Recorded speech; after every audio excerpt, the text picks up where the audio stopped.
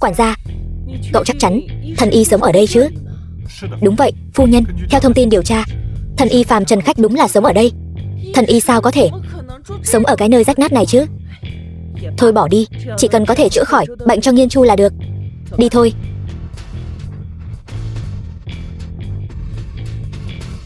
Các người, ai là thần y phàm trần khách vậy? Tôi là bác sĩ ôn ở đây. Hai vị đến khám bệnh sao? Nghe danh thần y ở đây, y thuật cao siêu, có khả năng cải tử hoàn sinh. Tôi muốn cầu xin thần y cứu con trai tôi. Đưa anh tôi vào đây.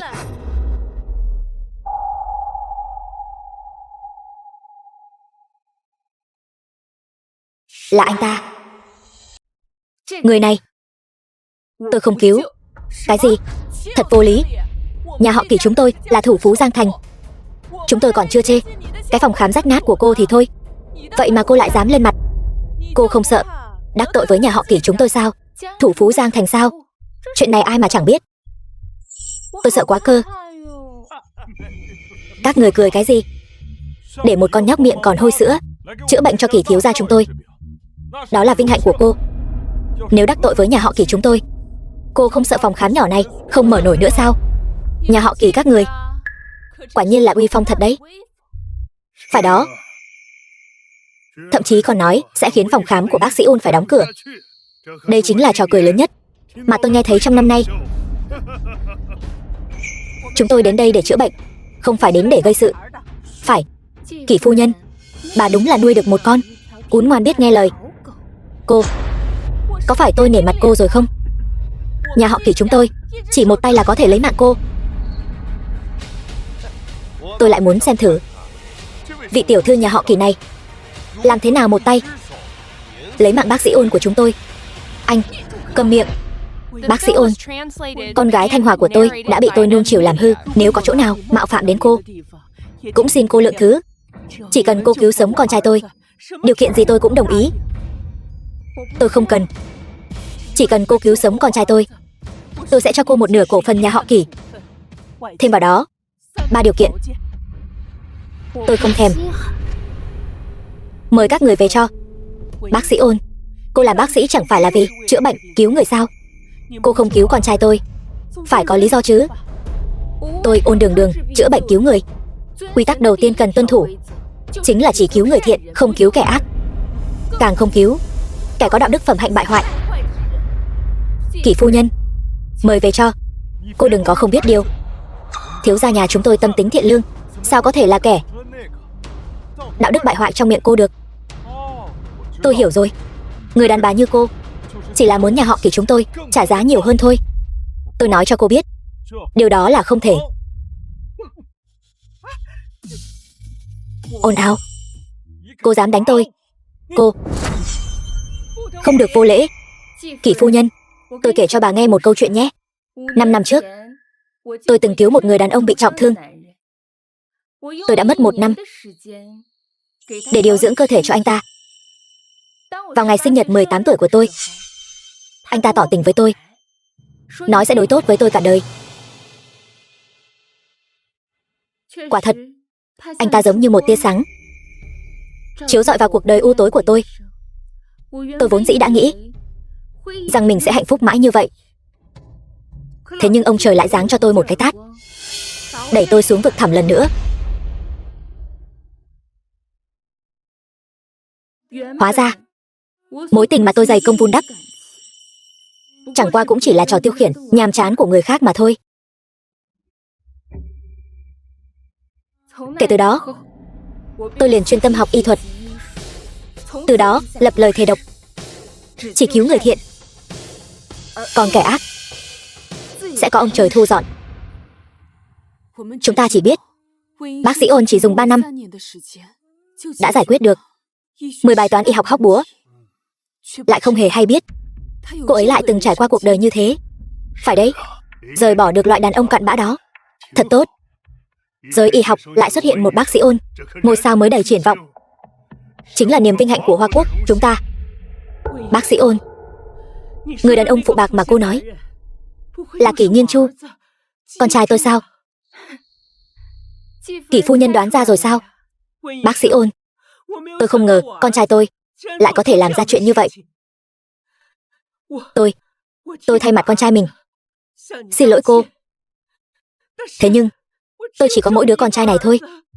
Tôi cầu xin cô, hãy cứu nó đi. Tôi quỳ xuống, cầu xin cô đây, mẹ. Mẹ đừng nghe lời cô ta nói một phía. Cô nói gì thì là thế sao? Anh trai tôi là người tốt như vậy. Chắc chắn là tại cô chữa không khỏi cho anh ấy nên cố tình bôi nhọ. Cô có biết xấu hổ không? Thanh Hòa, là chúng ta đã có lỗi với bác sĩ Ôn trước. Bác sĩ Ôn, tôi cầu xin cô, hãy cứu con trai tôi với. Mẹ, tôi đã nói rồi, tôi không cứu. Đương nhiên là cô ta không cứu rồi, vì cô ta vốn dĩ đâu phải thần y. Cô ta căn bản chẳng phải là phàm trần khách. Theo tôi được biết, thần y hiện đang đi nghỉ mát ở nước ngoài, còn cô ta chỉ là kẻ mạo danh thôi. Cái gì? Cô ta không phải thần y? Mẹ, con đã bảo người đàn bà này là kẻ lừa đảo mà. Cái tên phàm trần khách, nghe là biết ngay tên của một ông lão rồi. Người đàn bà này trông cũng chỉ tầm 20 tuổi, chắc chắn là đồ giả. Hơn nữa, chủ nhiệm lý của bệnh viện Cẩm Đường đã nói cô ta là kẻ mạo danh. Đến giờ thì mẹ tin rồi chứ? Ông ta là người của bệnh viện Cẩm Đường. Đúng vậy, phu nhân, ngay cả chủ nhiệm lý của bệnh viện Cẩm Đường cũng nói cô ta là đồ giả. Vậy thì chắc chắn cô ta không thể là thật được. Tôi vừa tra xong, cô ta chẳng qua chỉ là một đại tiểu thư phế vật, không được sủng ái của nhà họ Ôn. Ngược lại, nhị tiểu thư nhà họ Ôn lại có chút thiên phú y học. Mới 21 tuổi đã vào được bệnh viện Cẩm Đường, trở thành thực tập sinh. Phải đấy, nhị tiểu thư nhà họ Ôn, Ôn Sở Ninh, tôi cũng có chút ấn tượng. Tư chất khá tốt. Còn đại tiểu thư nhà họ Ôn này, nghe nói đại học còn chưa học xong, bây giờ lại sa sút đến mức ở khu ổ chuột, là một bác sĩ. Một kẻ ngay cả đại học cũng chưa tốt nghiệp mà còn muốn ve vãn anh trai tôi. Tôi thấy cô ta muốn trèo cao đến phát điên rồi. Bác sĩ Ôn, tôi và cô không thù không oán. Tại sao cô lại lừa gạt tôi? Còn lừa tôi rằng cô là thần y, lại còn bắt tôi quỳ xuống cầu xin cô. Cô làm lỡ dở bệnh tình của con trai tôi. Trách nhiệm này cô gánh vác nổi không? Hèn chi bác sĩ Ôn không chịu cứu. Loại người như nhà các người cũng xứng sao? Đúng vậy, lúc cần đến bác sĩ Ôn thì quỳ xuống cầu xin, đến khi không cần nữa liền lập tức trở mặt. Cứu loại người như các người chẳng khác nào cứu một con rắn cắn lại nông phu. Các người to gan thật đấy. Thấy chưa, Kỷ phu nhân, bà quả nhiên cũng y hệt con trai bà, đều là hạng giả tạo và ghê tởm. Cho dù hôm nay tôi có là thần y hay không phải là thần y đi chăng nữa, nhưng người của các người tôi không cứu. Mời các người rời đi. Đã bị vạch trần rồi mà còn ở đây giở trò lừa bịp. Tôi thấy cô chán sống rồi thì có. Thần y phàm trần khách, y thuật cao siêu, có thuật cải tử hoàn sinh. Một con nhóc hồi sữa như cô, sợ là ngay cả dược liệu còn chẳng nhận diện ra. Bác sĩ, cầu xin cô cứu con tôi với. Bác sĩ, tôi cầu xin cô, con tôi sắp không xong rồi. Tôi cầu xin cô cứu thằng bé đi mà. Cô đừng như vậy, mau đứng lên đi, để tôi xem tình trạng của cháu bé. Mau lên.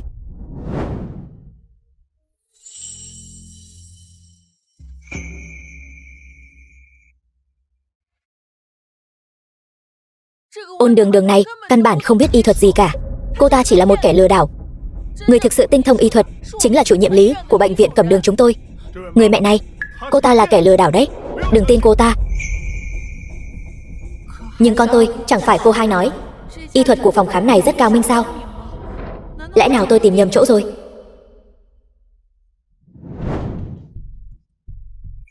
Ông là người của bệnh viện Cẩm Đường sao? Phải, tôi chính là chủ nhiệm của bệnh viện Cẩm Đường. Được, đứa trẻ này giao cho ông đấy, để tôi xem trình độ của ông tới đâu. Bác sĩ Ôn, để cậu ra tay cứu trị là vinh hạnh của cậu đấy. Cậu hãy nắm bắt lấy cơ hội này đi. Mẹ nhìn xem, con đã nói mà, cô ta căn bản chẳng biết y thuật gì cả. Giờ thì đang tỏ vẻ đàng hoàng, để chủ nhiệm lý ra tay cứu người, cũng không biết lấy đâu ra 3 tên diễn viên này nữa. Vậy mà còn dám nói là vinh hạnh của chủ nhiệm Lý. Con nha đầu, cứu được thì cứu, không cứu được thì tránh ra. Chúng tôi sẽ không khinh thường cô đâu. Thế nhưng làm người phải thành thật. Hôm nay sẽ cho cô thấy thực lực của bệnh viện Cẩm Đường. Đây không phải là thứ muốn thấy là thấy được đâu.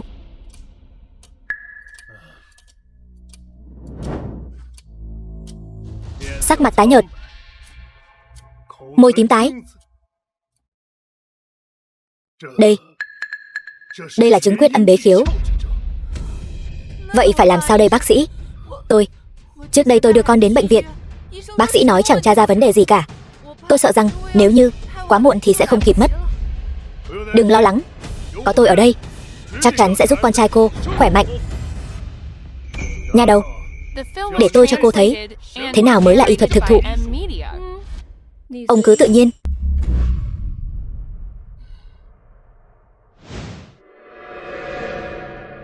Vị chủ nhiệm Lý này cũng có chút bản lĩnh, nhưng bản lĩnh này lại chẳng tới nơi tới chốn. Nhìn ra được đứa trẻ bị chứng quyết âm bế khiếu, mà lại không nhìn ra vì bác sĩ dùng thuốc bừa bãi, khiến đứa trẻ bị ngộ độc thuốc.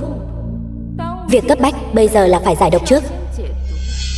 Thủ pháp châm cứu này thật vụng về. Vậy mà cũng dám mạo danh bệnh viện Cẩm Đường, đi bêu xấu khắp nơi. Bị y thuật cao siêu của chủ nhiệm Lý chúng tôi làm cho sợ hãi rồi sao?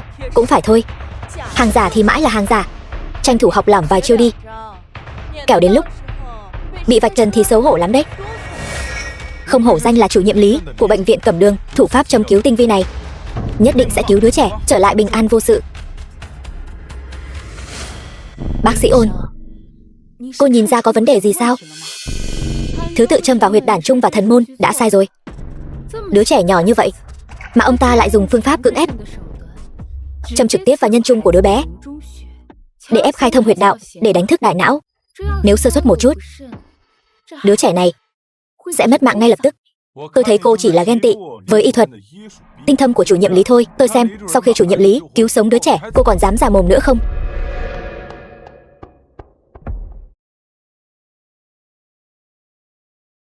3 giây sau, đứa trẻ chắc chắn sẽ tỉnh. Thật sao? Cảm ơn chủ nhiệm Lý. Chủ nhiệm Lý quả nhiên là y thuật cao siêu, không như một số người rõ ràng không có y thuật mà còn làm bộ làm tịch, không chịu cứu người. 3, 2, 1.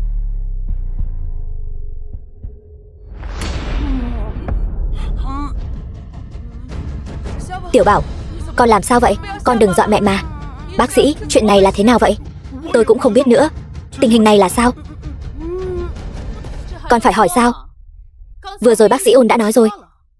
Ông ta châm sai thứ tự, cưỡng ép kích thích đứa trẻ tỉnh lại. Bây giờ chắc chắn đứa trẻ đã xảy ra chuyện rồi. Đồ lang băm, con của tôi nếu có mệnh hệ gì, tôi nhất định không tha cho ông. Không thể nào. Đây rõ ràng là chứng quyết âm bế khiếu, sao có thể chẩn đoán sai được? Chuyện này không thể nào. Tôi có thể giúp cô cứu sống con mình. Đứa trẻ này quả thực là mắc chứng quyết âm bế khiếu, nhưng do bác sĩ vô lương tâm kê đơn thuốc sai, khiến đứa trẻ bị ngộ độc thuốc. Còn châm pháp của ông có tác dụng lưu thông khí huyết, làm tan máu bầm, dẫn đến độc tố trong người đứa trẻ nhanh chóng lan ra tứ chi. Nhìn kìa, chả trách ngay cả phu nhân cũng tin. Nói nghe có lý lẽ thật đấy. Nếu không phải tôi biết trước cô ta là kẻ lừa đảo, giả danh thần y thì tôi cũng suýt tin rồi đấy. Tôi là bác sĩ, nó bị ngộ độc, sao tôi có thể không biết chứ? Cô bớt nói sằng nói bậy ở đây đi. Đó là do các người kiến thức nông cạn thôi. Các người tưởng ai cũng giống các người sao?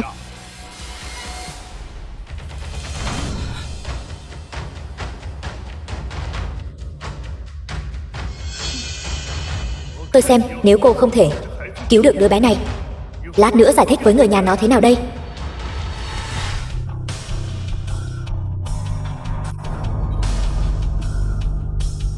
Cô định làm gì?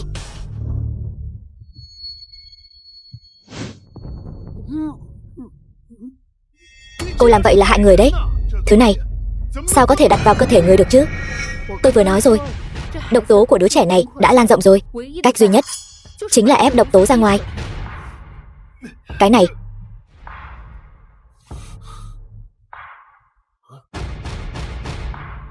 Bác sĩ Ôn, vậy có được không? Con trai tôi liệu có gặp nguy hiểm không? Cô cứ yên tâm đi. Đứa trẻ ở trong tay bác sĩ Ôn, mạng sống chắc chắn không mất đâu.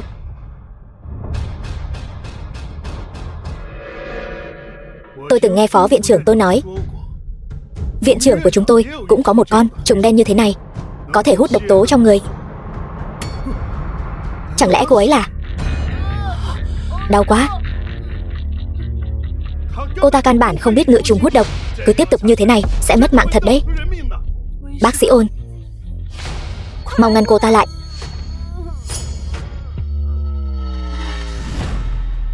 Tôi tin bác sĩ Ôn.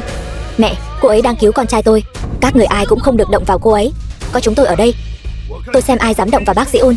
Đúng, tôi xem ai dám động vào. Dừng tay, lui ra, rõ. Mẹ, chẳng lẽ chúng ta cứ trơ mắt nhìn cô ta giày vò đứa trẻ sao? Bác sĩ Ôn đã nói cô ấy có cách. Thì mẹ thấy cô ấy đã nắm chắc phần thắng rồi. Con cứ bình tĩnh mà xem thôi. Nhưng mà vừa rồi cô Ôn đường này nói nghe rất có lý. Chẳng lẽ cô ấy thực sự có chút bản lĩnh? Đứa trẻ này bệnh đã vào giai đoạn nguy kịch.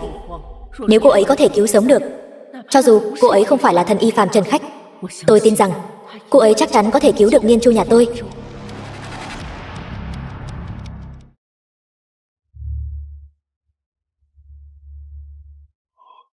Sao có thể như vậy được? Tôi học y bao nhiêu năm nay, đây là lần đầu tiên nhìn thấy cảnh tượng này. Ông chưa thấy thì còn nhiều lắm. Đúng là ếch ngồi đáy giếng mà. Vận dụng khí công để làm kim châm lơ lửng, lại còn có thể châm chính xác vào huyệt vị. Ngay cả chủ nhiệm Lý cũng kinh ngạc đến mức này. Cô Ôn đường này có lẽ thực sự có chút bản lĩnh. Đứa trẻ đã nguy kịch đến thế rồi mà cô ta vẫn còn diễn trò xiết gì nữa đây? Câm miệng. Đây là khí công của Hoa Quốc. Truyền khí vào vật thể thì có thể khiến vật thể lơ lửng. Người có thể vận dụng công phu này chỉ đếm trên đầu ngón tay, chưa nói đến việc dùng khí để châm cứu. Thật ghê tởm.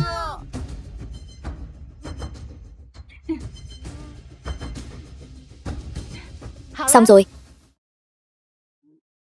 Mẹ ơi, cứu sống thật rồi. Thủ pháp châm cứu này sao mà quen mắt thế nhỉ? Phó viện trưởng Tôn, ông đã dùng thủ pháp châm cứu nào vậy? Chỉ dùng 7 châm. Tôn Đại Hải mà đã chữa khỏi căn bệnh phức tạp này. Đây là thất toàn châm pháp do viện trưởng của chúng ta truyền dạy. Tuy nhiên, tôi chỉ học được chút da lông. Thất toàn châm pháp thực thụ cần phải vận dụng khí công kết hợp đồng thời với châm cứu thì hiệu quả mới được tăng lên gấp bội. Thất toàn châm pháp, đây chính là thất toàn châm pháp. Cô là viện trưởng của chúng tôi.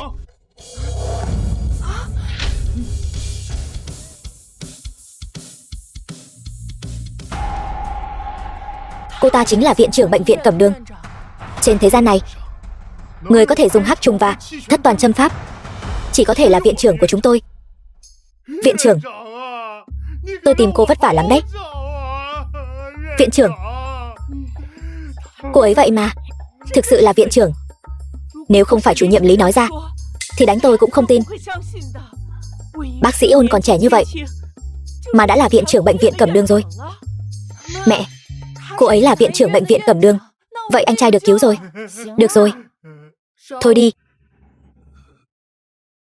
Cảm ơn bác sĩ. Cảm ơn. Không có gì. Không cần cảm ơn. Vết thương của đứa trẻ vẫn chưa khỏi hẳn. Toa thuốc này mỗi ngày uống 1 lần, 7 ngày sau sẽ khỏi hẳn. Cảm ơn bác sĩ. Viện trưởng, không ngờ rằng cô lại trẻ tuổi đến thế. Là tôi có mắt mà không thấy núi Thái Sơn. Sao ông lại ồn ào như vậy? Nếu ông rảnh rỗi đến thế, vậy tôi sẽ bảo Tôn Đại Hải sắp xếp cho ông vài việc làm, đỡ để ông suốt ngày mượn danh nghĩa bệnh viện Cẩm Đường của chúng tôi ra ngoài làm mất mặt tôi. Có thời gian rảnh rỗi, chi bằng hãy chăm chỉ nâng cao y thuật của ông đi. Viện trưởng, tôi sai rồi. Viện trưởng Ôn, liệu có thể bỏ qua hiềm khích trước đây, cứu con trai tôi với? Kỷ phu nhân, tôi là loại người chịu thiệt thòi đến mức nào chứ? Dựa vào đâu mà tôi phải cứu? Đúng vậy, người như con trai bà không cứu cũng chẳng sao. Bây giờ Xin mời các người lập tức rời khỏi phòng khám của tôi. Cô là bác sĩ mà không cứu người, sao lại có thể nhẫn tâm như vậy?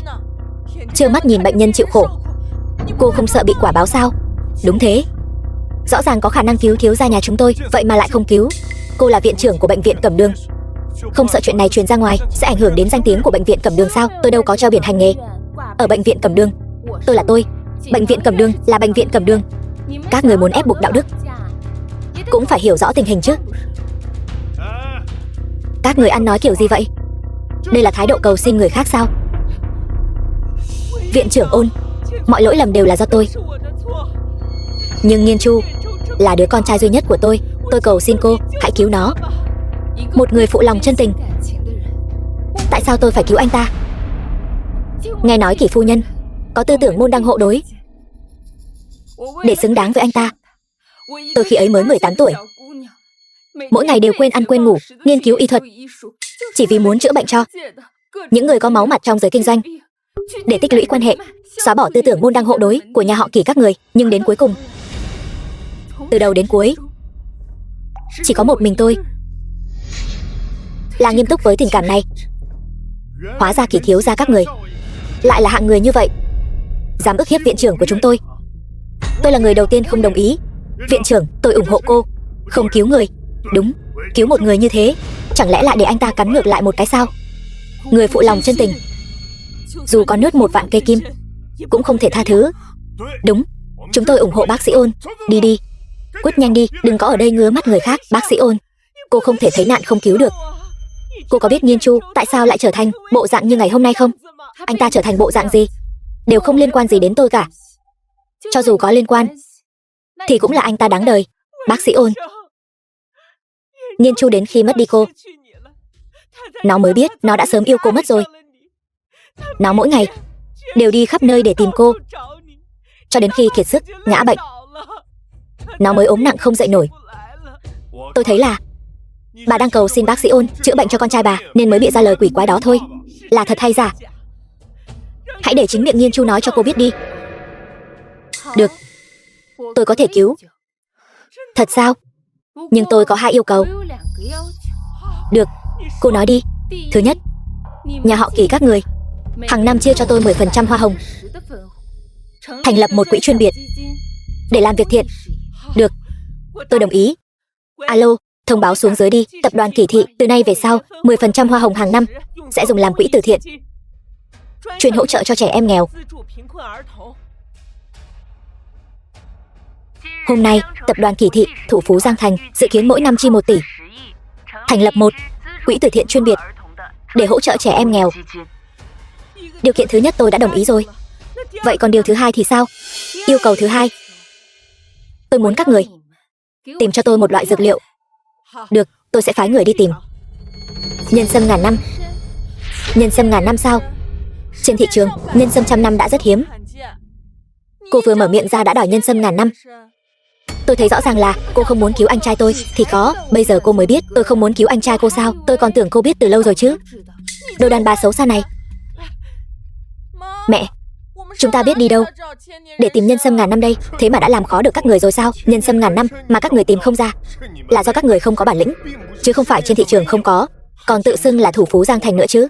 Mau thu dọn rồi cút đi cho rảnh nợ. Đã vậy thì nếu các người không đồng ý, vậy thì mời về cho. Khoan đã.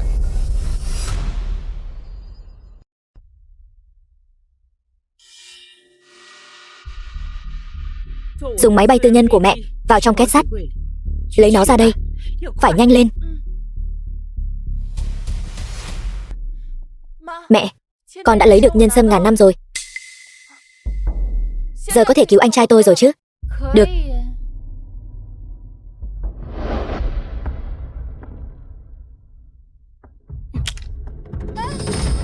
Nhân sâm này là báu vật vô giá đấy. Cô cứ tùy tiện lãng phí như vậy sao? Kỳ tiểu thư, nếu đã trân trọng nhân sâm ngàn năm của cô đến thế, vậy hay là cô cầm về đi. Thanh Hòa, cứu mạng anh trai con mới là quan trọng.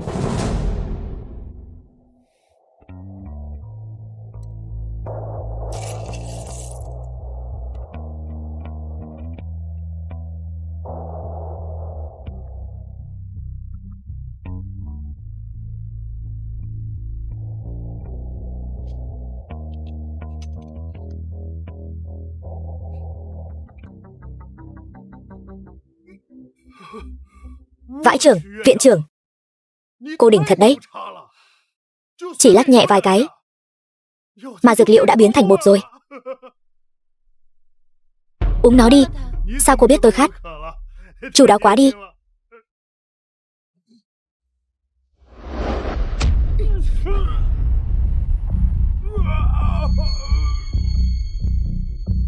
Viện trưởng,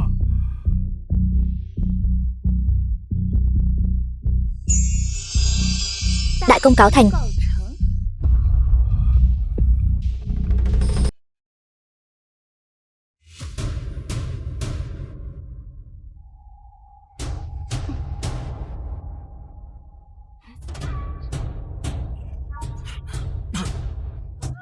Con trai, anh tôi làm sao vậy?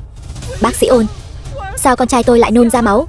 Tôi chỉ giúp anh ta đẩy ra chỗ máu ứ đọng trong người thôi. Chúng tôi đều đã làm theo lời cô nói rồi. Anh trai tôi đang nằm trong tay cô. Nếu như có mệnh hệ gì, tôi sẽ không để cô yên đâu. Bác sĩ Ôn, con trai tôi khi nào mới tỉnh lại? Nhanh thì lát nữa sẽ tỉnh, còn chậm thì 3 ngày sau nhé. 3 ngày? Vậy nếu 3 ngày mà anh tôi vẫn chưa tỉnh, cô có cuốn gói bỏ chạy không đấy?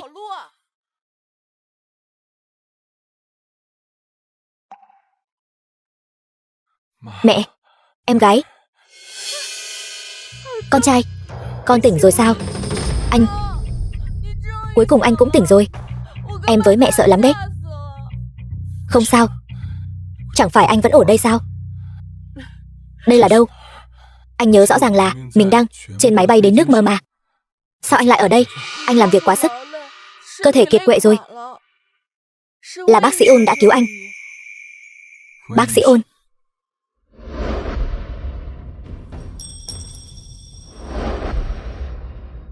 Anh tỉnh rồi sao?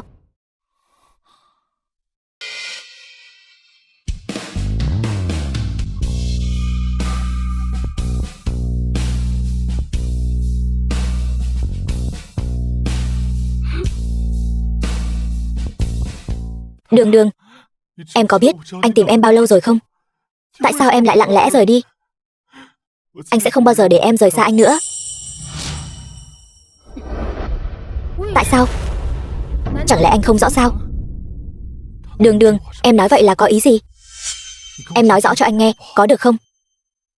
Hôm đó ở nhà hàng, tôi đã nghe thấy tất cả những gì anh nói với anh em của anh rồi. Anh nói với họ là chỉ chơi đùa với tôi thôi. Đường Đường, đó là hiểu lầm. Em nghe anh giải thích đi. Tôi không muốn nghe bất cứ lời giải thích nào cả. Giờ thì tôi đã buông bỏ từ lâu rồi.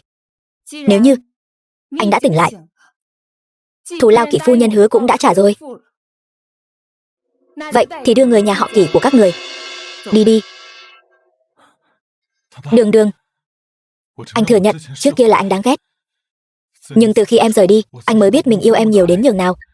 Những năm qua, anh vẫn luôn đi khắp nơi, nghe ngóng tin tức của em. Anh chỉ muốn được gặp lại em một lần. Bác sĩ Ôn, từ khi cô rời đi, anh trai tôi tìm cô như kẻ điên vậy. Thật ra anh ấy rất thích cô. Chân tình đến muộn, ai thèm chứ? Bác sĩ Ôn vừa trẻ tuổi vừa ưu tú. Chỉ cần cô ấy muốn, người theo đuổi cô ấy có thể xếp hàng từ đây ra đến nước ngoài. Đúng vậy, chân tình đến muộn còn chẳng đáng giá bằng con cẩu. Em cho anh một cơ hội nữa đi. Lần này anh nhất định sẽ không phụ lòng em. Anh không còn cơ hội nào nữa đâu. Ngày mai tôi đính hôn rồi. Em sắp đính hôn. Em đang đùa đúng không? Em vẫn còn giận anh đúng không, Đường Đường? Tôi có cần thiết phải lừa anh không? Ngày mai tại khách sạn Tinh Thần, tôi sẽ đính hôn cùng vị hôn phu của mình.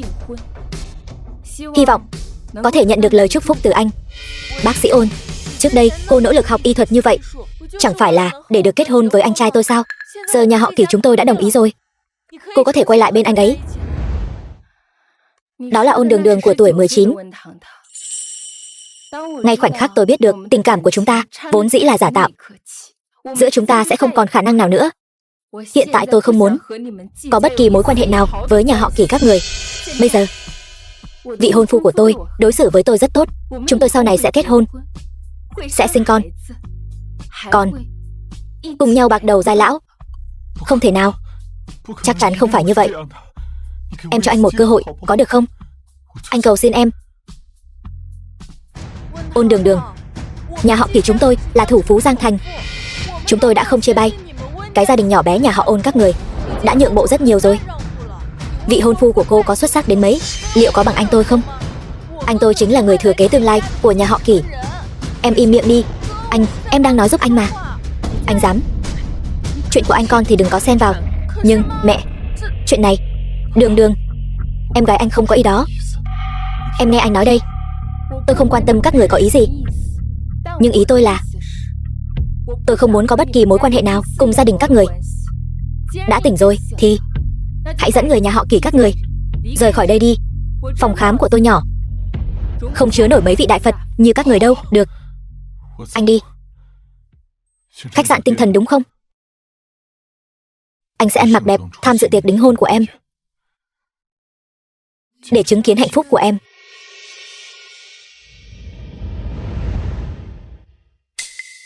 Bác sĩ Ôn, Nghiên Chu nhà chúng tôi chưa từng yêu ai như thế bao giờ. Cô hãy cho nó thêm một cơ hội đi.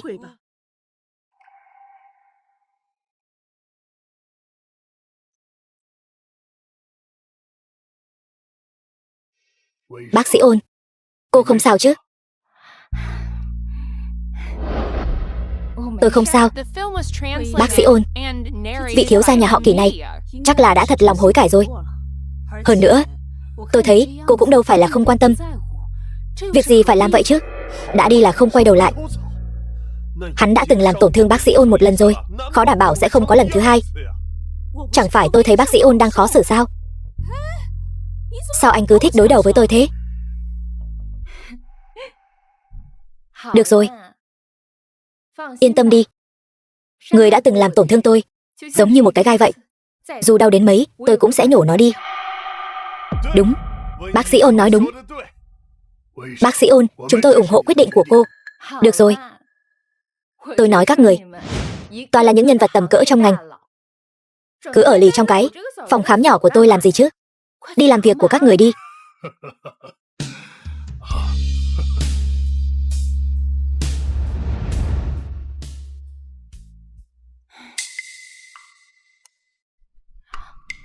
Sao ông vẫn chưa đi? Viện trưởng, nghe nói ngày mai cô đính hôn, tôi có thể tham gia được không? Được thôi. Vậy ngày mai ông nhớ ăn mặc giản dị một chút. Tôi không muốn người ngoài biết thân phận của mình. Được, yên tâm. Tôi đi đây.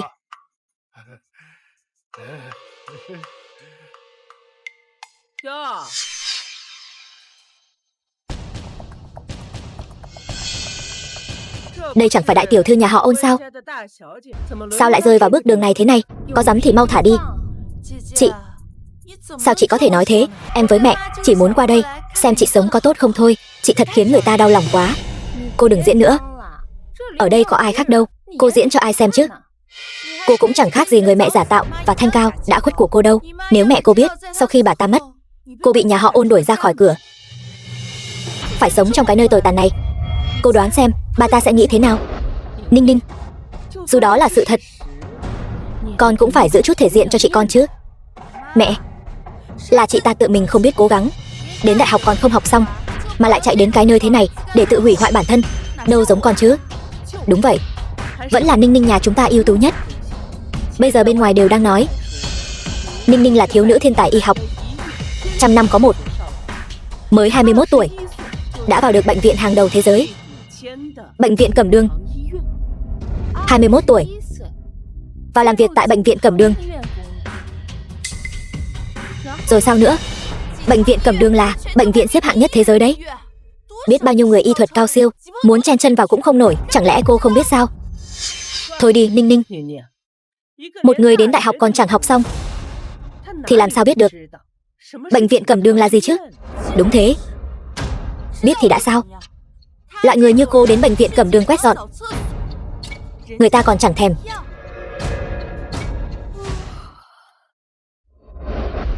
Tôi hôm nay hơi mệt rồi, không có thời gian nghe các người ở đây sủa bậy. Mau cút đi. Cô chửi ai là cẩu đấy?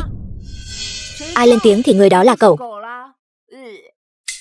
Cô đừng tưởng chỉ giỏi mồm mép là ngon. Bà đã chuẩn bị cho tôi làm người thừa kế nhà họ Ôn rồi. Y quán nhà họ Ôn do mẹ cô vất vả gây dựng, sau này sẽ là của tôi.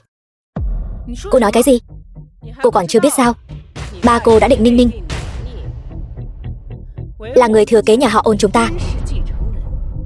Y quán nhà họ Ôn là mẹ tôi đã cùng ông ấy gây dựng lên từ đầu. Một kẻ tiểu tam không đứng đắn, một đứa con gái do tiểu tam sinh ra. Các người có tư cách gì mà đòi kế thừa tài sản của mẹ tôi? Chị, chuyện này trách được ai chứ? Chỉ có thể trách mẹ chị mất sớm. Trách chính chị không có bản lĩnh thôi. Dựa vào bản lĩnh sao? Được thôi, tôi muốn xem thử vị thiếu nữ thiên tài y học 21 tuổi có bản lĩnh lớn đến đâu. Đồ đáng ghét, mày dám đánh tao? Đồ đáng ghét, dám đánh Ninh Ninh nhà tao? Đồ đáng ghét, mày dám đánh cả tao và mẹ tao? Hôm nay tao lấy mạng mày. Ninh Ninh, con không sao chứ?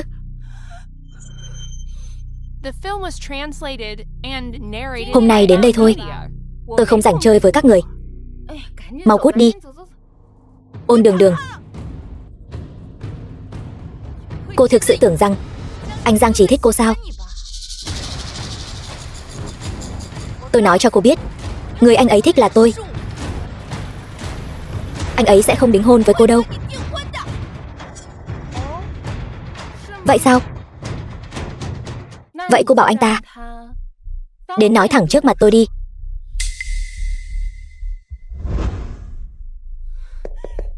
Tức quá đi mất. Lễ đính hôn ngày mai, tôi sẽ cho cô biết tay.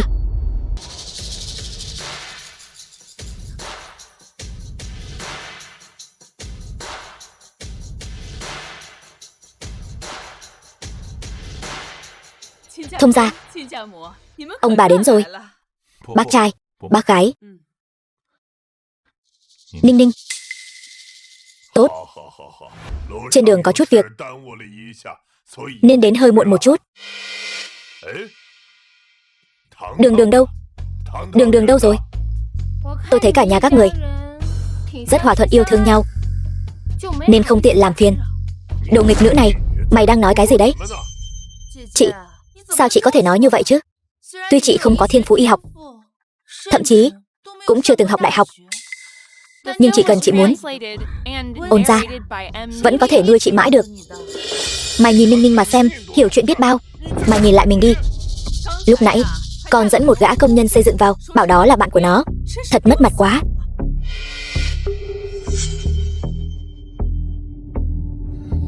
Chủ nhiệm Lý, ông ta không phải là chủ nhiệm Lý của bệnh viện Cẩm Đường, chỉ là một gã công nhân trông giống chủ nhiệm Lý mà thôi.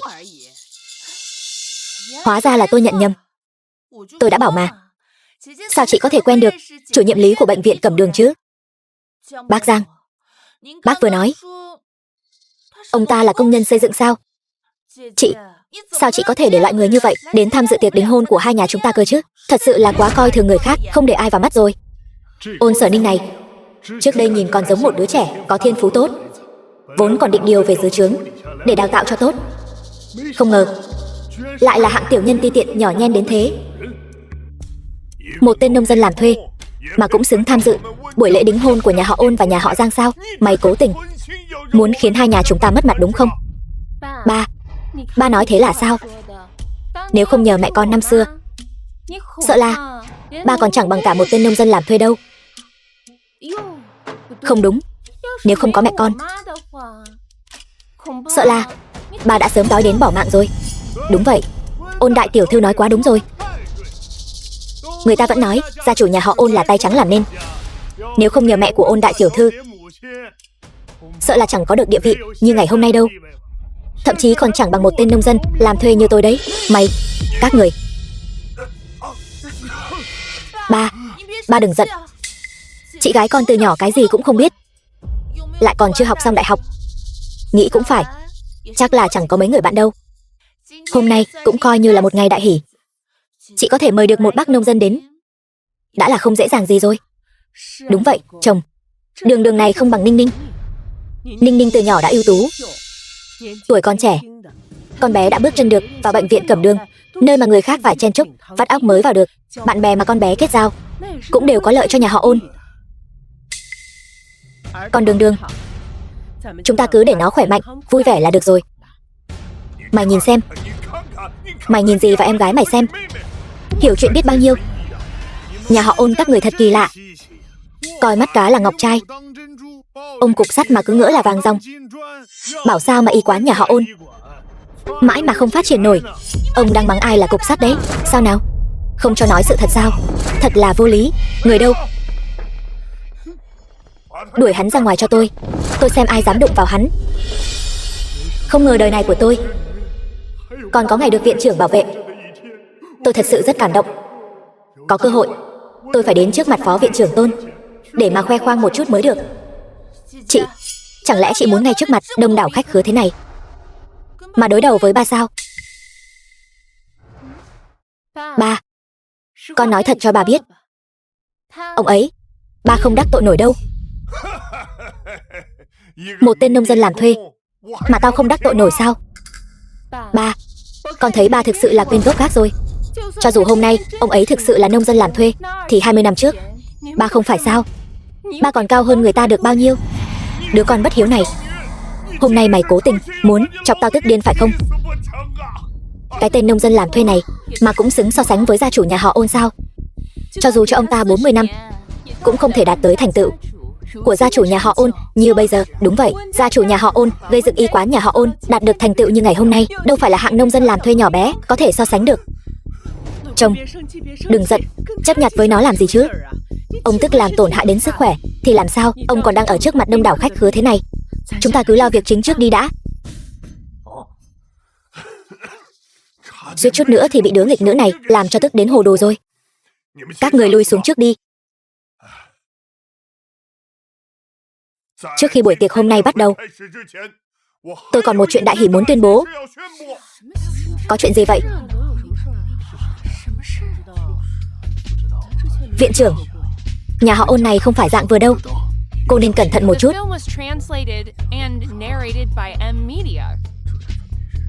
Tiệc đính hôn.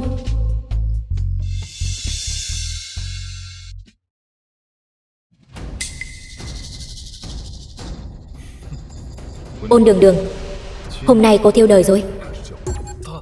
Mọi người đều biết tôi đây tay trắng lập nghiệp, sáng lập ra y quán nhà họ Ôn. Chớp mắt một cái đã hơn 20 năm rồi. Hôm nay tôi muốn nhân ngày đính hôn của con gái nhà họ Ôn tuyên bố với mọi người, người thừa kế tiếp theo của y quán nhà họ Ôn. Cái gì? Ôn gia chủ muốn tuyên bố người thừa kế? Chẳng lẽ muốn tuyên bố Ôn Đường Đường trở thành người thừa kế sao? Hôm nay không những phải đính hôn với thiếu gia nhà họ Giang, mà còn phải tuyên bố cô ấy trở thành người thừa kế y quán nhà họ Ôn. Dù sao thì đại tiểu thư nhà họ Ôn này cũng coi như đã khổ tận cam lai rồi. Nhà họ Ôn này cũng coi như biết điều. Chỉ cần người thừa kế là viện trưởng của chúng ta thì cứ chờ đón, vinh hoa phú quý ngập trời đi. Đến lúc đó nhờ vào bản lĩnh của viện trưởng, chắc chắn có thể trực tiếp dẫn dắt nhà họ Ôn vươn ra khỏi Hoa Quốc. Tôi tuyên bố, người thừa kế tiếp theo của y quán nhà họ Ôn là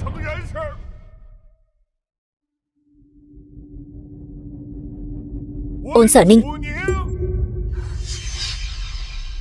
Cái gì? Người thừa kế lại không phải là đại tiểu thư nhà họ Ôn, mà là Ôn Sở Ninh.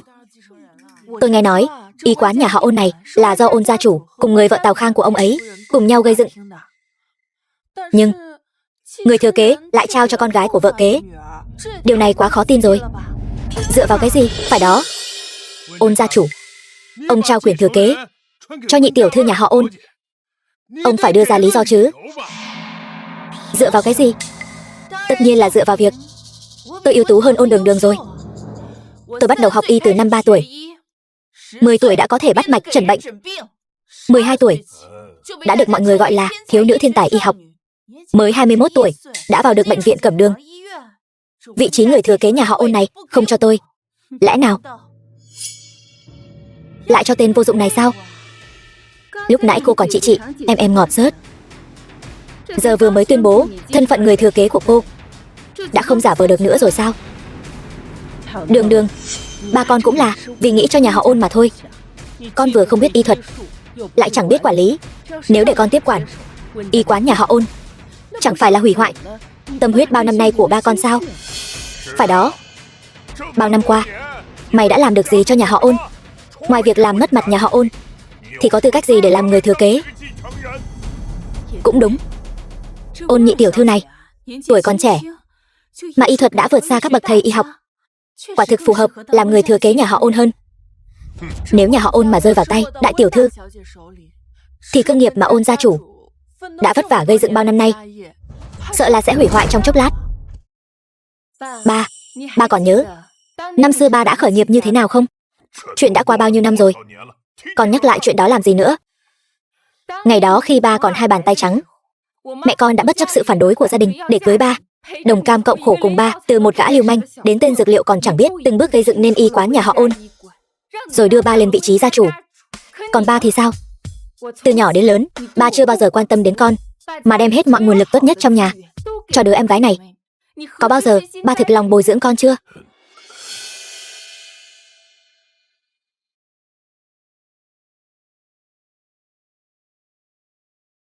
Còn bao lâu nữa? Anh đừng vội, vẫn còn 15 phút nữa mà. Sau khi mẹ con qua đời, ba lập tức để bà hồ ly tinh đó và đứa con gái của bà ta dọn vào nhà, mặc cho họ ức hiếp con. Giờ đây, ba còn muốn để con gái của kẻ thứ ba đó kế thừa gia nghiệp của mẹ con. Đại tiểu thư nhà họ Ôn này thật đáng thương quá. Sự nghiệp do ba mẹ cô ấy cùng nhau gây dựng, kết quả lại bị con gái của kẻ thứ ba chiếm đoạt. Trên đời này còn thiên lý hay không chứ? Còn phải nói sao? Mọi người đừng nghe cô ta. Cô ta là kẻ vô dụng nhà họ Ôn, đến y thuật còn chẳng biết, sao có thể kế thừa y quán nhà họ Ôn? Vậy nếu tôi biết y thuật thì sao? Không thể nào. Ai cũng biết cô chỉ là kẻ vô dụng, sao cô có thể biết y thuật được? Ba, con không phục. Người thừa kế mà ba đã tuyên bố con xin được tỉ thí y thuật với Ôn Sở Ninh. Cô muốn tỉ thí với tôi sao? Tôi khuyên cô tốt nhất đừng phí công vô ích. Cho dù cô có biết chút y thuật thì đã sao? Đồ vô dụng, mãi mãi vẫn là đồ vô dụng. Đúng vậy, Đường Đường, dù con có hiểu chút y thuật, con cũng không thể so với Ninh Ninh được. Ninh Ninh từ nhỏ đã rất thông minh. Con đấy, cứ an tâm ở nhà, hưởng phúc là được rồi. Gánh nặng quản lý gia nghiệp vẫn nên giao cho người có năng lực thì tốt hơn. Mày suốt ngày làm loạn cái gì? Em gái mày ưu tú, đây là sự thật ai cũng công nhận. Mày suốt ngày chỉ biết làm loạn, ngay cả đại học cũng chưa học xong, cả ngày chỉ biết làm mất mặt gia đình, lại còn học đòi người ta kế thừa gia nghiệp. Mày là muốn làm tiêu tan hết chút gia nghiệp của tao mới cam lòng sao? Ba, con chỉ là muốn cùng em gái tỉ thí một trận. Có nghiêm trọng đến vậy không? Nếu hôm nay ba không đồng ý, thì chứng tỏ việc ba để con gái kẻ thứ ba kế thừa gia nghiệp là vì tư tâm. Cái gì mà kẻ thứ ba? Ôn Đường Đường, cái miệng cho sạch sẽ một chút. Tôi là người vợ hợp pháp của ba cô đấy. Mày muốn làm tao tức điên mới vừa lòng sao? Ba là người thân duy nhất của con trên thế giới này. Con chỉ mong ba sống lâu trăm tuổi thôi. Nhưng con sẽ không tỉ thí xung đâu. Nếu con thua, con nguyện ý từ bỏ tư cách người thừa kế y quán nhà họ Ôn. Đây là lời cô nói đấy nhé, đừng có nuốt lời đấy. Được, tôi đồng ý tỉ thí với cô, nhưng mà nếu cô thua thì phải cút khỏi nhà này. Từ nay về sau không còn liên quan gì đến nhà họ Ôn nữa. Cô dám không? Có gì mà không dám. Nhưng mà tỉ thí thì phải công bằng. Nếu cô thua, ngoài việc từ bỏ vị trí người thừa kế, cô còn phải dẫn mẹ cô đến trước mộ mẹ tôi, dập đầu 1.000 cái để nhận tội. Cô có gan tỉ thí không? Có gì mà không dám. Tôi còn không tin cô thật sự biết y thuật đấy. Chồng, ông cứ đồng ý đi. Chuyện này, nếu ông không đồng ý với Đường Đường, nhỡ đâu truyền ra những tin tức bất lợi cho nhà họ Ôn thì sao? Được, tôi đồng ý với cuộc tỉ thí của các người, dùng y thuật để tranh giành vị trí người thừa kế nhà họ Ôn. Mẹ thấy chưa? Đây chính là người đàn ông mà mẹ chấp nhận từ bỏ tất cả để theo đuổi. Đã vậy, ông ta muốn thiên vị tiểu tam cùng đứa con riêng của họ. Vậy con sẽ lấy lại tất cả những gì mẹ đã ban cho ông ta. Tôi xin tuyên bố, cuộc tỉ thí y thuật tranh giành vị trí người thừa kế nhà họ Ôn chính thức bắt đầu. Tỉ thí chia làm 2 vòng. Vòng 1, phân biệt dược liệu. Vòng 2, chẩn đoán lâm sàng. Sau đây, bắt đầu vòng 1. Phân biệt dược liệu. Người đâu? Mang thuốc lên. Viên thuốc này được chế từ nhiều loại dược liệu. Các người cần dùng bút ghi lại những dược liệu mà mình nhận diện được. Ai chính xác hơn, người đó thắng. Chị cần gì phải làm thế này chứ? Em bắt đầu nhận diện dược liệu từ năm 3 tuổi. Nếu em mà thắng, chẳng phải thành ra ức hiếp chị sao? Đúng đấy, Ôn Đường Đường. Tôi thấy cô tốt nhất nên sớm bỏ cuộc đi. Cô vốn dĩ không phải là đối thủ của Ninh Ninh đâu. Đừng để đến lúc đó lại mất mặt ở đây. Không nói thì không biết. Hai người các người thật là xứng đôi đấy. Cô có ý gì? Tôi đâu có ý gì. Anh phản ứng dữ dội thế làm gì? Thôi, đừng cãi nhau nữa. Bắt đầu nhận diện dược liệu.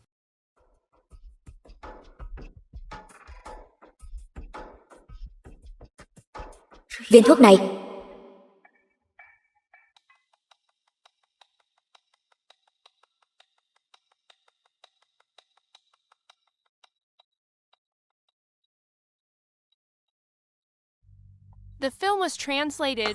Ôn đại tiểu thư này chẳng phải là phế vật sao? Sao lại có thể trả lời xong cùng lúc với nhị tiểu thư được?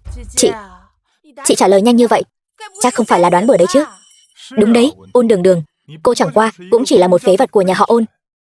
Sao có thể hiểu được cách nhận diện dược liệu chứ?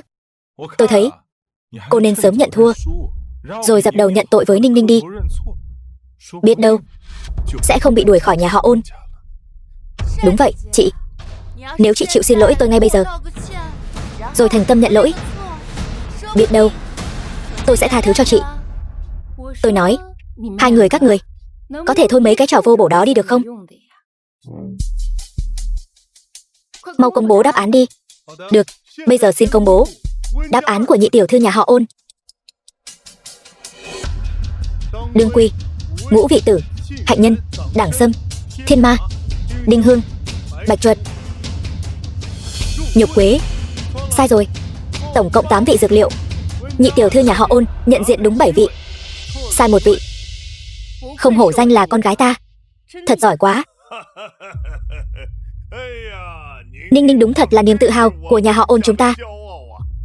Viên thuốc này được điều chế dựa trên toa thuốc trị hen suyễn của thần y phàm Trần Khách. Các loại dược liệu được trộn lẫn vào nhau.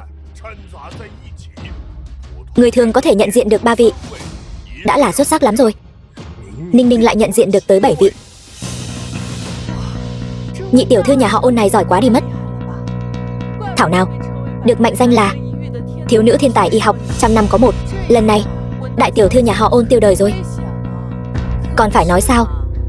Đại tiểu thư nhà họ Ôn này sợ là thật sự sắp bị đuổi khỏi nhà họ Ôn rồi. Cô thấy chưa, Ôn Đường Đường, Ninh Ninh lợi hại như thế, cô căn bản không phải là đối thủ của cô ấy. Đừng để đến lúc bị đuổi khỏi nhà họ Ôn rồi lại làm bộ dạng đáng thương, nằm vạ dưới đất, không chịu rời đi. Mùi gì thế này? Hôi thế. Đâu có hôi, là miệng anh hôi đấy. Ôn Đường Đường, cô dám giễu cợt tôi, đừng lãng phí thời gian nữa. Trọng tài, mau công bố đáp án đi. Bây giờ xin công bố đáp án của đại tiểu thư nhà họ Ôn.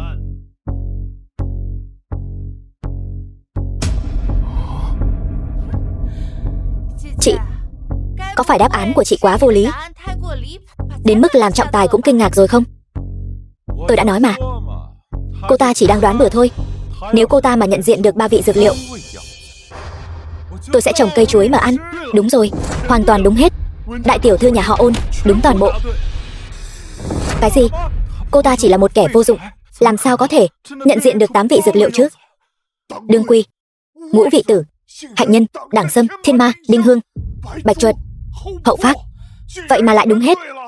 Không thể nào, tuyệt đối không thể nào. Chị ta chắc chắn đã gian lận. Đúng, chị ta chắc chắn đã gian lận.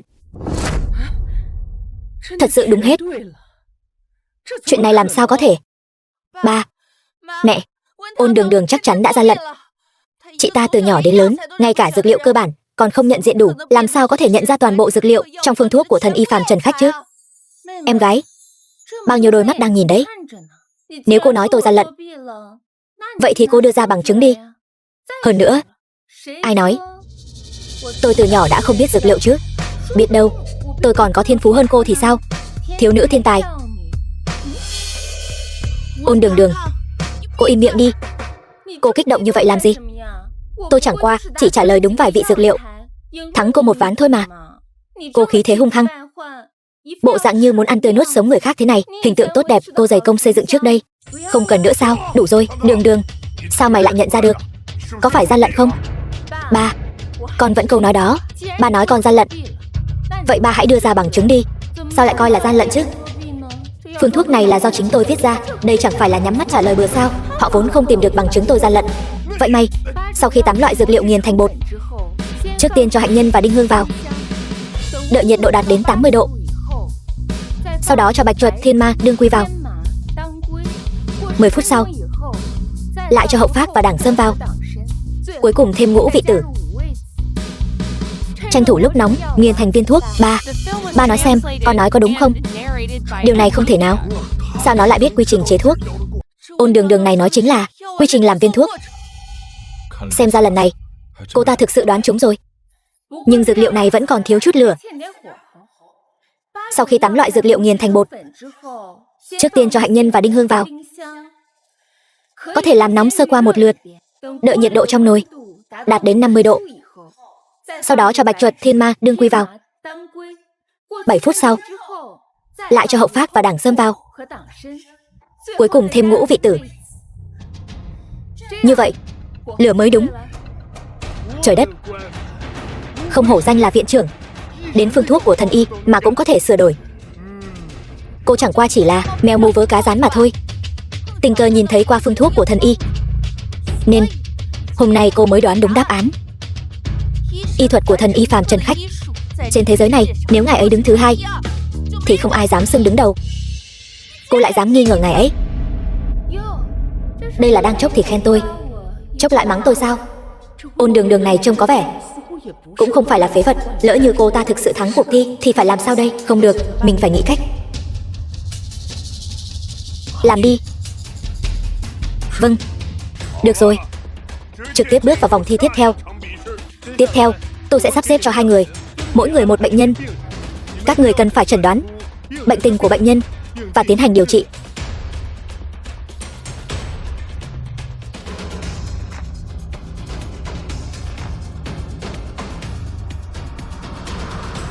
Ôn Đường Đường, vừa rồi là do cô may mắn thôi. Nhưng sau chuyện này, sợ là cô sẽ không còn vận may tốt như vậy nữa đâu. Tỉ thí bắt đầu. Bây giờ cô cảm thấy thế nào rồi? Tôi cảm thấy toàn thân không còn chút sức lực nào. Bác sĩ, có phải tôi sắp không qua khỏi rồi không? Yên tâm đi, có tôi ở đây, cô nhất định sẽ không sao đâu.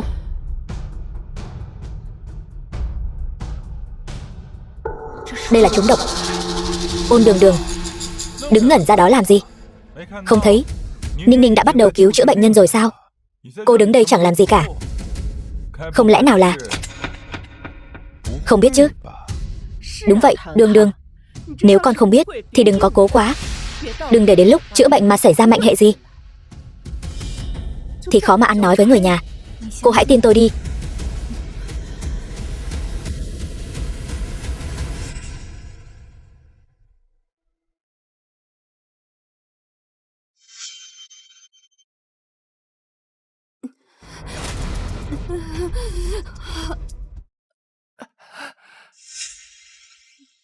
Ôn Đường Đường, chờ xem cô chữa bệnh nhân mất mạng thì tính sao đây?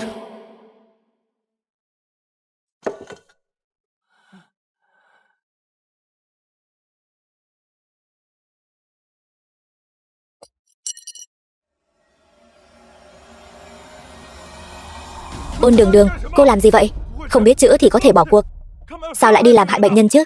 Đúng vậy, Đường Đường, không chữa khỏi cho bệnh nhân cũng chẳng mất gì. Nhưng nếu chuyện này truyền ra ngoài, người không biết lại tưởng cô muốn lấy mạng người ta đấy. Mày thật sự làm tao quá thất vọng. Tôi chữa khỏi rồi. Không hổ là đứa con gái ta coi trọng nhất. Trong thời gian ngắn như vậy đã chữa khỏi cho bệnh nhân. Con nói xem, bệnh nhân này đã mắc phải bệnh gì? Bệnh nhân bị ngoại phong hàn dẫn đến đau nhức toàn thân, mạch tượng phù thủng. Con dùng phương pháp châm cứu, chọn huyệt hợp cốc, phong trì, thái dương và các huyệt đạo khác để giảm đau và trừ phong hàn. Sau đó cho bệnh nhân uống nước nóng để đẩy hàn khí trong cơ thể ra ngoài bằng cách làm cho toát mồ hôi.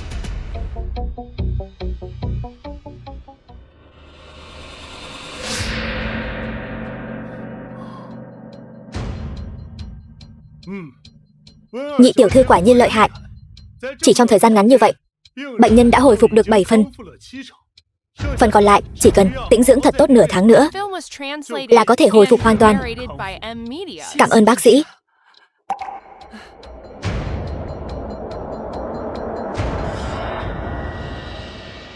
Vừa rồi coi như cô đoán đúng, nhưng lần này tôi xem cô còn thắng tôi bằng cách nào. Tôi khuyên cô tốt nhất nên sớm cút khỏi nhà họ Ôn đi. Ai thua ai thắng vẫn chưa chắc đâu. Chuyện này là sao? Máu này sao lại biến thành màu đen rồi? Vừa rồi lúc tôi kiểm tra cơ thể cho bệnh nhân đã phát hiện bệnh nhân mắc bệnh ung thư vú. Nhưng đây không phải là điều phiền phức nhất. Vấn đề nan giải nhất là bệnh nhân này trong cơ thể đang tồn tại độc tố. Cái gì? Sao máu lại có độc chứ? Ai đã hạ độc? Sao có thể như vậy được? Chính là vậy. Nhưng may là độc tố vẫn chưa phát tán. Tôi đã kịp thời dùng châm bạc ép độc tố ra ngoài rồi. Thật hay giả vậy? Dùng châm mà có thể trong thời gian ngắn thế này đẩy được độc tố ra ngoài sao? Cô không nghe cô ấy nói sao? Cô ấy nói độc tố vẫn chưa phát tán. Vậy thì là chúng độc từ trước khi tỉ thí rồi. Là ai mà nhẫn tâm thế, lại ra tay với bệnh nhân? Gia chủ, kết quả kiểm tra ra rồi. Công bố kết quả đi. Trong vết máu quả thực có chứa độc tố. Báo cáo xét nghiệm máu. Phát hiện ra độc tố thì đã sao? Tôi thấy độc này là do cô hạ. Bệnh nhân không oán, không thù với tôi. Vậy động cơ hạ độc của tôi là gì? Cô sợ thua Ninh Ninh của chúng tôi. Dì Dương. Vậy ý của dì là tôi sợ thua Ôn Sở Ninh nên cố tình hạ độc bệnh nhân của mình. Mục đích chính là để tăng độ khó, khiến bản thân thua cuộc. Đúng, chính là như vậy. Mọi người đều nhìn tôi làm gì? Dì Dương, lời này của dì không thấy buồn cười sao? Nếu dùng suy luận của dì đảo ngược lại mà nói, thì đó là có người hạ độc bệnh nhân của tôi. Mục đích chính là để tăng độ khó, muốn khiến tôi thua cuộc. Cô nói bậy gì thế? Cho nên cô đang nghi ngờ mẹ tôi hạ độc sao? Mẹ tôi ở đây suốt, chưa từng ra ngoài. Tôi thấy cô chẳng qua là không có bản lĩnh thắng tôi, cho nên tự mình hạ độc để đánh lạc hướng mọi người. Mẹ cô đâu có rời khỏi đây. Vậy tôi đã rời đi sao? Cô không rời đi, nhưng điều đó không có nghĩa là cô không thể nhờ người khác làm. Tôi thấy chuyện này chắc chắn liên quan đến phu nhân nhà họ Ôn. Tôi cũng thấy vậy. Nhìn biểu cảm của bà ta là biết ngay. Chính là bà ta. Chắc chắn là bà ta. Tôi đã bảo mà. Nhìn bộ dạng chột dạ đó kia, chắc chắn là bà ta. Nói đi. Sao không nói nữa rồi? Các người đang nói nhảm cái gì thế? Chuyện này không phải do mẹ tôi làm. Các người đều bị Ôn Đường Đường lừa rồi. Trước khi tỉ thí, có ai đưa cho cô ăn thứ gì kỳ lạ không? Có một người đàn ông mặc đồ giống hệt bọn họ, nói là cho tôi uống loại thuốc có thể giảm đau. Đi, lôi kẻ đó ra đây cho tôi. Vâng.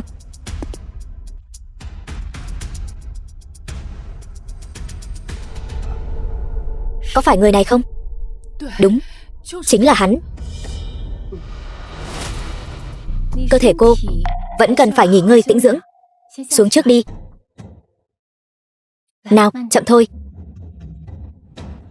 Nói, ai bảo cậu hạ độc?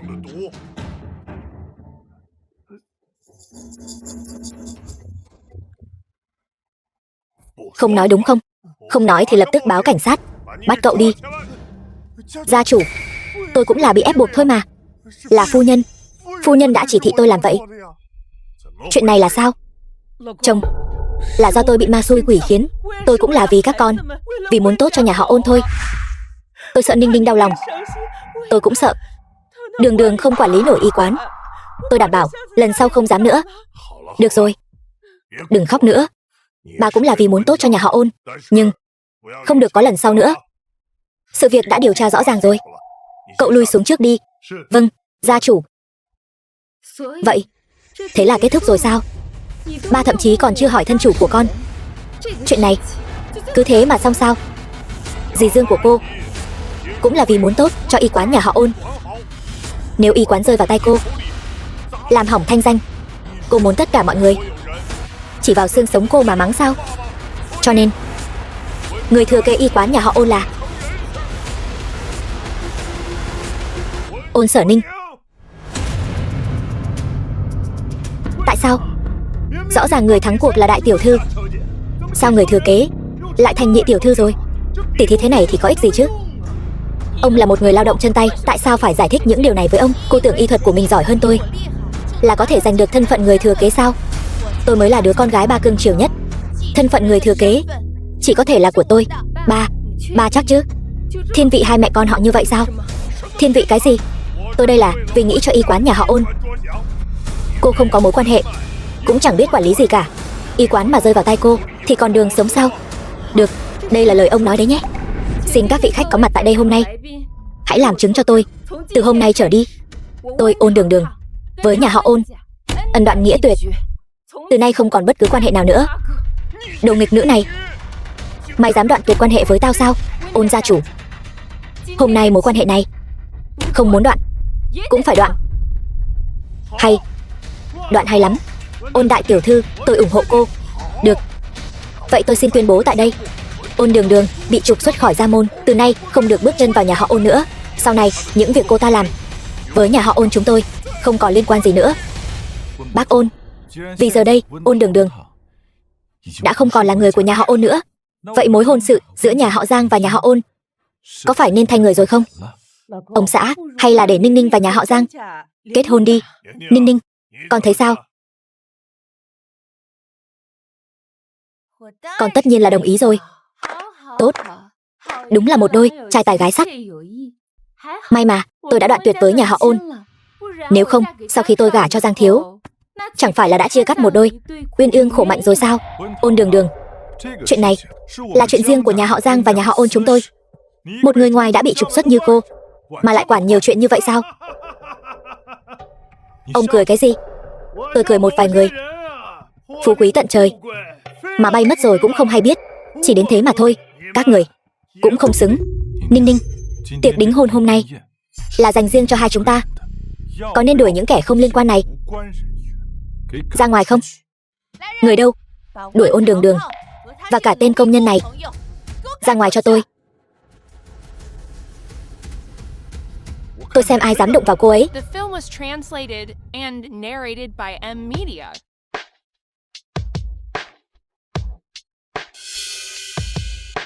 Người thừa kế tập đoàn Kỷ Thị, Kỷ Nghiên Chu, cầu hôn tiểu thư Ôn Đường Đường. Đường Đường, gả cho anh nhé. Người thừa kế tập đoàn Kỷ Thị này vậy mà lại cầu hôn Ôn đại tiểu thư đã bị trục xuất. Chuyện gì thế này? Bác sĩ Ôn, cô mau đồng ý với anh tôi đi. Tôi biết anh đến là để giải vây cho tôi. Cảm ơn lòng tốt của anh. Nhưng tôi vẫn không thể đồng ý với anh. Tại sao chứ? Giữa chúng ta thật sự không còn khả năng nào sao? Chuyện gì thế này? Ôn đại tiểu thư vậy mà lại từ chối lời cầu hôn của người thừa kế tập đoàn Kỷ Thị. Anh ta là thủ phú Giang Thành đấy. Đúng vậy. Ôn Đường Đường, từ khi nào quen biết với người thừa kế nhà họ Kỷ? Anh nói anh là người thừa kế nhà họ Kỷ là thật sao? Thế thì tôi dám nói tôi là Ngọc Hoàng Đại Đế đấy.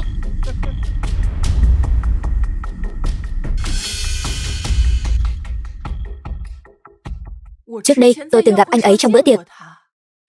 Thiếu gia nhà họ Kỷ hình như đúng là trông thế này. Nhưng mà thiếu gia nhà họ Kỷ chẳng phải đang theo đuổi Bạch Nguyệt Quang của anh ta sao? Tại sao lại cầu hôn đại tiểu thư nhà họ Ôn? Lẽ nào đại tiểu thư nhà họ Ôn chính là Bạch Nguyệt Quang của anh ta? Ôn Đường Đường lại là Bạch Nguyệt Quang của Kỷ Nghiên Chu? Không thể nào. Ôn Đường Đường, một người đến đại học còn chưa học xong, sao có thể quen biết đại thiếu gia nhà họ Kỷ chứ? Tôi biết rồi. Chắc chắn là cô đã quyến rũ Kỷ Nghiên Chu. leo lên giường của anh ấy.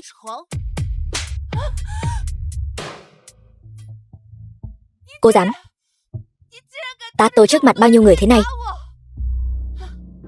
Bị tôi nói trúng rồi đúng không? Mọi người mau tới xem đi. Người đàn bà này vì muốn leo cao, không tiếc bán rẻ thân thể mình. Hôm nay bị vạch trần rồi, còn thẹn quá hóa giận. Ôn Đường Đường, không ngờ mày lại làm ra chuyện như vậy. Ra ngoài làm nhục gia phong nhà họ Ôn chúng tao, ngay trước mặt tôi, mà dám tung tin đồn nhảm về người của tôi. Các người chán sống rồi sao? Đúng, các người chán sống rồi sao? Là mấy kẻ đó ức hiếp em. Xử lý bọn họ thế nào đây? Chuyện của tôi không cần anh bận tâm. Cảm ơn. Cô đã quen biết đại thiếu gia nhà họ Kỷ, thế mà giờ còn ở đây giả vờ thanh cao gì nữa? Biết đâu trong bóng tối đã lẳng lơ thế nào rồi. Còn tiện nhân, tôi là nhị tiểu thư nhà họ Ôn. Cô dựa vào cái gì mà tát tôi? Hóa ra cô là nhị tiểu thư nhà họ Ôn sao? Tôi còn tưởng là người đàn bà điên nào trốn từ bệnh viện tâm thần ra đấy.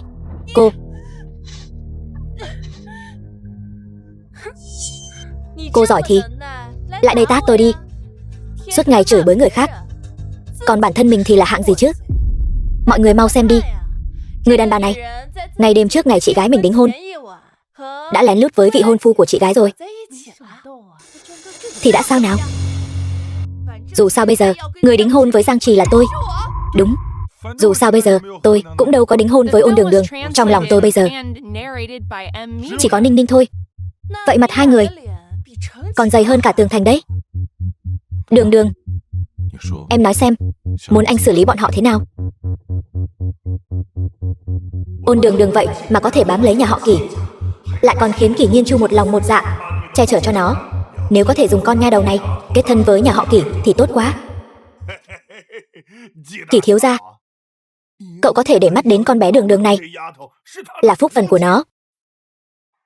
Cậu xem, khi nào thì thuận tiện, nhà họ Ôn chúng tôi và nhà họ Kỷ, chúng ta bất cứ lúc nào cũng có thể kết thân.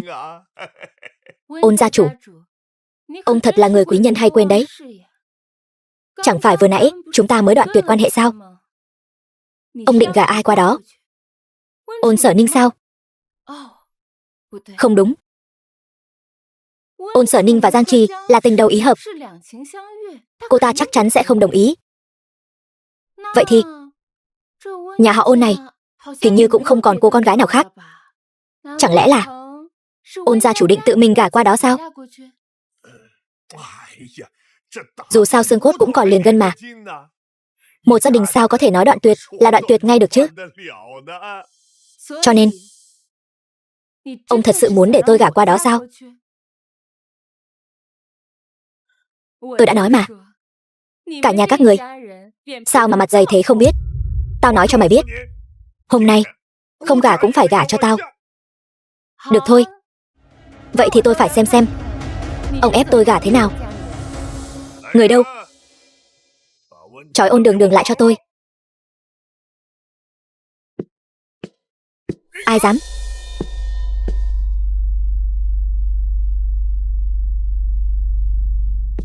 Đây chẳng phải là nhóm người ở phòng khám hôm qua sao?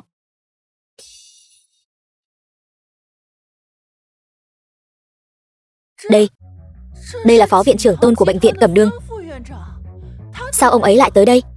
Nhà họ Ôn và nhà họ Giang, ai mà mời được ông ấy chứ? Phó viện trưởng Tôn. Phó viện trưởng Tôn ơi, tôi cứ tưởng hôm nay ông không tới. Chủ nhiệm Lý, tôi không tới thì viện trưởng của chúng ta chẳng phải sẽ bị người ta ức hiếp sao? Chuyện này mà truyền ra ngoài, mặt mũi bệnh viện chúng ta để vào đâu nữa? Đúng. Người công nhân đang nói chuyện với phó viện trưởng Tôn lại thật sự là chủ nhiệm Lý. Vậy viện trưởng là ai? Sao ông lại tới đây? Tôi nghe chủ nhiệm Lý nói hôm nay là ngày đính hôn của cô, cho nên tôi chuẩn bị lễ vật tới chúc mừng cô. Thế còn các người thì sao? Dịp quan trọng như thế này, sao có thể thiếu chúng tôi được chứ? Đúng vậy, vốn dĩ là chúng tôi tới để tặng quà cưới. Không ngờ có kẻ lại không có mắt nhìn người, lại dám ức hiếp bác sĩ Ôn của chúng tôi. Vị này chẳng phải là viện trưởng Chu của Viện Nghiên cứu Nông nghiệp Quốc gia sao? Ông ấy lại quen biết Ôn Đường Đường. Người bên cạnh viện trưởng Chu chẳng phải là trùm khoáng sản thế giới Đồng Minh Nguyệt, xếp đồng sao? Còn cả người đó nữa, chủ tịch của Địa ốc Hoàn Cầu, Dương Vệ Quốc. Đại tiểu thư nhà họ Ôn rốt cuộc có lai lịch gì, lại khiến nhiều nhân vật lớn đối với cô ấy cung kính như vậy? Ôn Đường Đường, cô chẳng qua cũng chỉ là một cô gái vô dụng của nhà họ Ôn, sao lại quen biết nhiều nhân vật tầm cỡ thế này? Cô dám vô lễ với bác sĩ Ôn như vậy? Cô có biết vị đang đứng trước mặt cô là ai không? Chúng tôi còn không dám nói chuyện với bác sĩ Ôn như vậy. Cô lấy đâu ra cái gan lớn như thế hả? Cô ta không phải Ôn Đường Đường thì còn là ai nữa chứ? Tất cả nghe cho kỹ đây. Cô ấy chính là viện trưởng bệnh viện Cẩm Nương. Hơn nữa còn là thần y trong truyền thuyết Phạm Trần Khách. Không chỉ vậy, cô ấy chính là sự tồn tại mà vô số quyền quý dù có tán gia bại sản cũng muốn bám víu. Vãi trưởng, viện trưởng của chúng ta giỏi quá. Sao có thể như vậy được? Nó rõ ràng là người nhà họ Ôn, không có chút thiên phú y thuật nào cơ mà. Ôn gia chủ, là do tôi không có thiên phú y thuật, hay là do phu nhân tốt của ông từ nhỏ đã chèn ép tôi? Còn ông thì nhắm mắt làm ngơ. Ông là người hiểu rõ nhất. Chồng tôi, sao mày lại có thành tựu cao như vậy mà không giúp đỡ y quán nhà họ Ôn chứ? Ông nhắc đến chuyện này lại làm tôi nhớ ra đấy. Vậy thì tôi phải nói thẳng, Ôn gia chủ, năng lực quản lý của ông thật sự quá tệ. Bạn bè tôi nhiều như vậy nể mặt tôi nên mới âm thầm giúp đỡ ông. Thế mà y quán nhà họ Ôn trong tay ông vẫn cứ lay lắt như vậy sao? Ý của mày là y quán nhà họ Ôn có thành tựu hôm nay là nhờ mày? Không sai. Nếu không, ông nghĩ một y quán nhỏ bé của ông có thể thuận lợi mở đến bây giờ sao? Điều đó không thể nào. Y quán nhà họ Ôn sao có thể dựa vào một đứa vô dụng như mày chứ?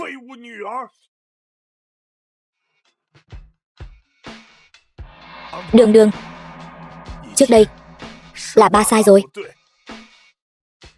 Bà cũng không ngờ rằng mình lại có một đứa con gái ưu tú như vậy. Nếu biết sớm, bà đã để con kế thừa từ lâu rồi. Đường Đường, nếu mẹ con dưới suối vàng biết, chắc chắn bà ấy sẽ rất vui vì có một đứa con gái ưu tú như con, đúng không? Đừng nhắc đến mẹ tôi. Ông không xứng. Ông vừa nhắc tôi. Y quán nhà họ Ôn này tôi vốn dĩ có thể lấy lại ngay lập tức. Vậy thì tại sao tôi phải tốn công sức tranh giành với các người vị trí người thừa kế chứ? Con có ý gì?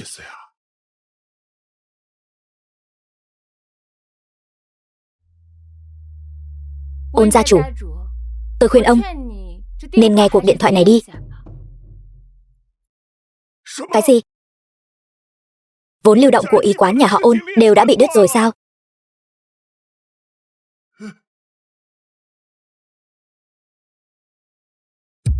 Là con làm sao? Có lẽ là bạn bè của tôi nghe tin tôi đã đoạn tuyệt quan hệ với nhà họ Ôn, nên họ không muốn lấp đầy cái lỗ hổng này cho nhà họ Ôn nữa. Bây giờ tôi muốn xem thử y quán nhà họ Ôn trong tay ông còn có thể trụ được bao lâu. Ba không phải con người. Đường Đường, cầu xin con hãy cứu ba đi, được không? Con cũng không muốn nhìn thấy ba phá sản, đúng không? Tất cả là tại người đàn bà Dương Ngọc Phương kia. Đều là do bà ta mê hoặc. Ba, sao ba có thể nói mẹ như vậy? Câm miệng lại cho tôi. Ôn gia chủ, tất nhiên tôi sẽ không đứng nhìn ông phá sản đâu. Dù sao thì đây cũng là gia sản do mẹ tôi gây dựng bằng cả sinh mạng. Bây giờ tôi cho ông hai lựa chọn. Một là thoái vị để tôi quản lý y quán nhà họ Ôn. Chi phí sinh hoạt của ông tôi sẽ không để thiếu một xu. Lựa chọn thứ hai đương nhiên là y quán nhà họ Ôn này tiếp tục nằm trong tay ông, thoi thóp sống qua ngày. Tôi muốn xem thử y quán nhà họ Ôn này trong tay ông còn sống được bao lâu nữa. Ôn gia chủ, ông tự chọn đi. Còn lựa chọn thứ ba nào không? Ông nhắc tôi mới nhớ, tôi có thể cho ông lựa chọn thứ ba. Đó là để người khác tới thu mua y quán nhà họ Ôn. Đến lúc đó, có lẽ cuộc sống của ông sẽ không được dễ chịu như vậy nữa đâu. Ông tự chọn đi. Ba chọn cách thứ nhất. Ba, không được ký. Tránh ra.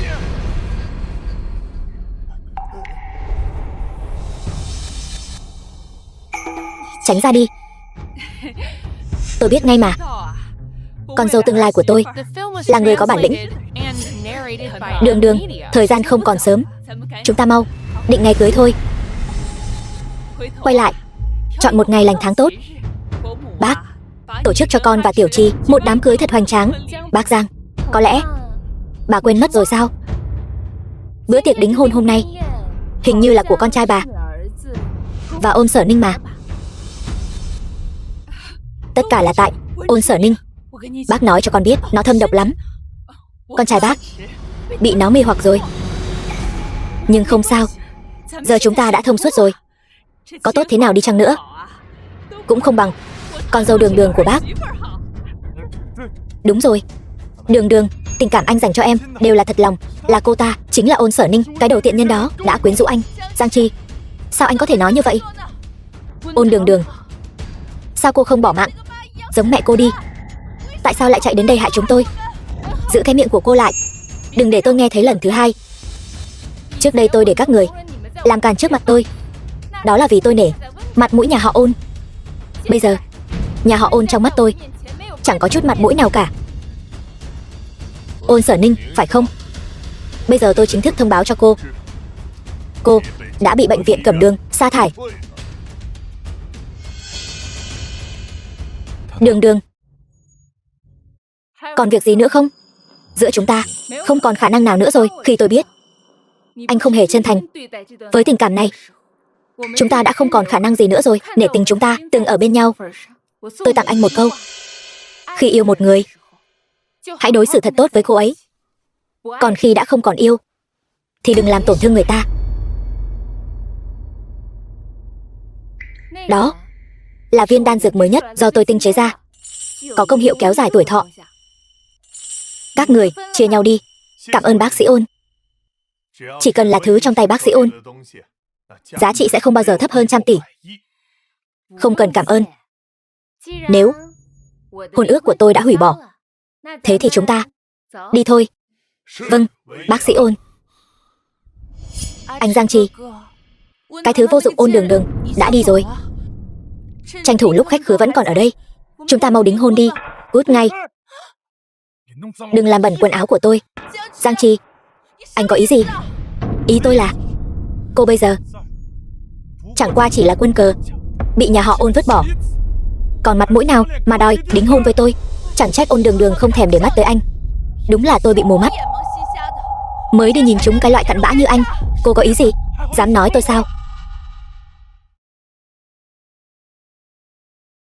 Bác sĩ Ôn, sắp tới cô có dự định gì không? Vừa lấy lại được y quán mà mẹ tôi đã dốc lòng gây dựng, tôi dự định sẽ phát huy nó thật rạng rỡ. Bác sĩ Ôn, sau này có yêu cầu gì cứ việc lên tiếng. Chúng tôi nguyện làm việc cho bác sĩ Ôn. Đúng, chúng tôi nguyện ý phục vụ Ôn đại tiểu thư. Cảm ơn mọi người.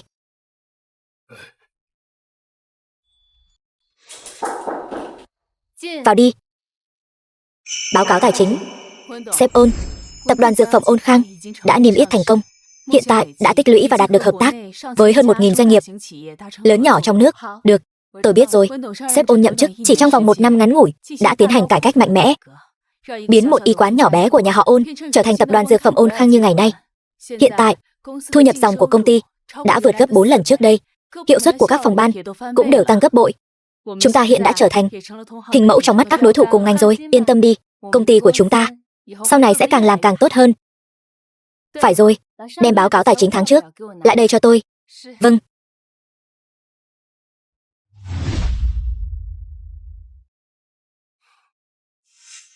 Alo, Con gái, đã đầu tháng rồi, có phải nên gửi tiền sinh hoạt phí cho ba không? Được, tôi biết rồi. Lát nữa, tôi sẽ bảo thư ký Lý chuyển cho ông. Chuyện là, con gái, từ sau khi Ninh Ninh quỳ lạy dập đầu tạ tội cả vạn cái trước mộ mẹ con năm ngoái, đã gây ra chấn động não nghiêm trọng, dạo gần đây lại tái phát rồi. Còn dì Dương của con nữa cũng vừa được chẩn đoán ung thư giai đoạn cuối, con có thể ra tay cứu lấy họ được không? Ba, con vẫn nói câu đó thôi. Gieo gió ắt gặp bão. Hãy cứ để họ tự lo liệu đi.